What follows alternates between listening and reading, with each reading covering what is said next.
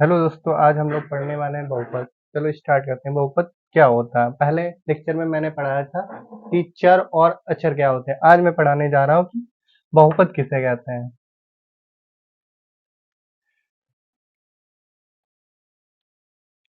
ऐसे बीजीय व्यंजक जिसमें चर राशियां केवल ऋणात्तर पूर्णांक मतलब ऋणात्तर पूर्णांक धनात्मक तथा शून्य घात के रूप में हो बहुपद कहलाते हैं। अर्थात प्रत्येक बीजीय व्यंजक जो निम्न प्रकार के हों, जैसे a0, a1x, a2x square plus a3, इस प्रकार के जो भी होंगे, हाँ, मतलब इस प्रकार होगा, वो हमारा क्या कहलाएगा? बहुपद। और ये बहुपद क्या व्यापक रूप होता है, जहाँ a0, a1, a2 dot dot dot an ये हमारी क्या होती है? वास्तविक संख्या होती है। a0, a1x, a2x square dot dot ये हमारे क्या कहलाते हैं? बहुपद के पद कहलाते हैं। ये पहला पद हो गया, ये दूसरा पद हो गया, ऐसा ही ये तीसरा पद हो गया, ये पद कहलाते हैं। पहला पद, दूसरा पद, तीसरा पद, चौथा पद, ये हमारे क्या होंगे? पद होंगे। ये बहुपद के पद कहलाते हैं। और ये a0, a1, a2 ये हमारी क्या है? ये वास्तविक संख्याएं हैं। मैंने अभी बताया ऋणात्तर पूर्णांक चर राशियां, जो चर राशियां होंगी केवल ऋणात्तर पूर्णांक धनात्मक तथा शून्य घात के रूप में होंगी। मतलब यहाँ पे चर कौन है? x है।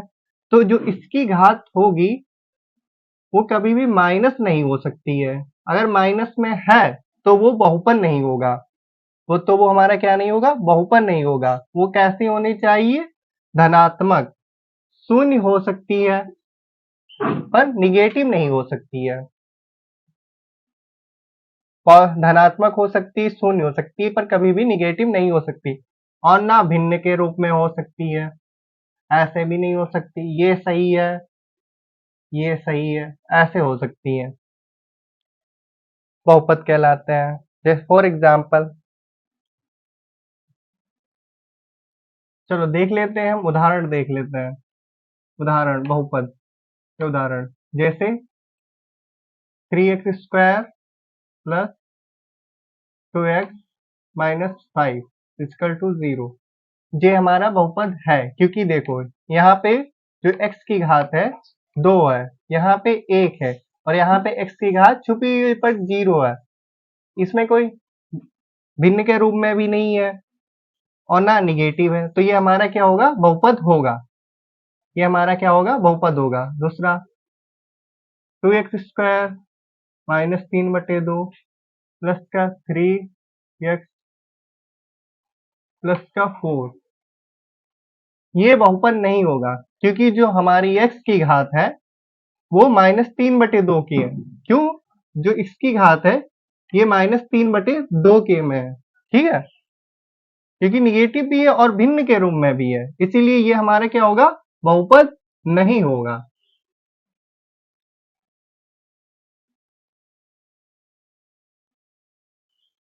चार,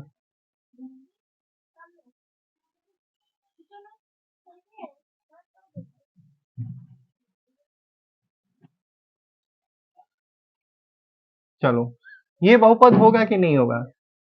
ये भी बहुपद नहीं होगा। कहा? क्योंकि यहाँ पे x की घात -4 है। तो आप जान चुके होंगे कि जो x की घात होगी वो किसमें नहीं हो सकती है? वो आपकी निगेटिव नहीं हो सकती और भिन्न के रूप में नहीं हो सकती। धनात्मक तथा शून्य तो हो सकती है पर निगेटिव नहीं हो सकती है। और जो है ये व्यापक रूप कहलाता है हमारा। a0 plus a1x plus a2x square plus a3x cube plus dot dot dot plus anx। और जो हमारा an है, an वो कभी भी जीरो नहीं हो सकता। अगर वो an जीरो हो गया, an कभी भी हमारा जीरो नहीं हो सकता है। जीरो n बराबर यहाँ पे हम 1, 2, 3 ये संख्याएं आ सकती हैं। जीरो नहीं हो सकता A1, क्योंकि अगर x की घात आपकी 5 है और यहाँ पे लिखे मैंने an मान लिया, और यहाँ पे n की जगह n की जगह मैंने 2 मान लिया, और जो A2 है वो हमारा इक्वल टू 0 है। तो 0 से जब वो होगा तो वो बहुपदी नहीं बनेगा, वो पद ही गायब हो जाएगा। समझ गया कि नहीं समझ गया? वो बहुपदी नहीं बनेगा। तो A0 A1 ये हमारे क्या है, व्यापक रूप है, और ये हमारी वास्तविक संख्या है। तो आप समझ चुके होंगे कि बहुपद किसे कहते हैं। नेक्स्ट लेक्चर में मिलते हैं आप लोग।